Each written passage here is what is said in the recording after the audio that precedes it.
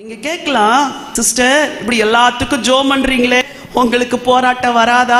இங்க இருக்கிற ஊழியக்காரங்களை கேட்டு பாருங்க. ஊழியர்களுக்கு தான் போராட்டம் வரும். போராட்டம் வருங்கிறதுக்காக நாங்க ஊழியத்தை நிறுத்துகிற ஆட்கள் கிடையாது. போராட்டம் வருகிறது, வரட்டும், அதையும் எதிர்ப்போம், அதையும் மிதிப்போம், அதையும் ஜெயிப்போம்.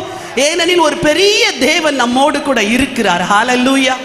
இவர்கள் யார் தெரியுமா? அபிஷேகம் பெற்றவர்கள். நீங்க யார் தெரியுமா? அபிஷேகம் பெற்றவர்கள். ஸ்திரீகளை உங்களுக்கு சொல்றேன், ஒரு வீட்டுக்கு போறீங்க, ஒரு குடும்பத்துடைய கட்டுகளை அறுத்து ஜெபம் பண்ண கவலையே படாதீங்க.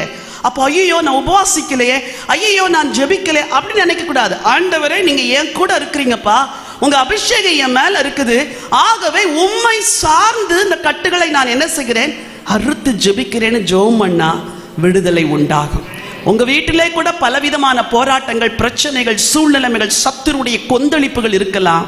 உங்களை அபிஷேகம் பண்ணினார் எதற்கு தெரியுமா? எல்லா கிரியைகளையும் அழிப்பதற்கு. ஹல்லேலூயா.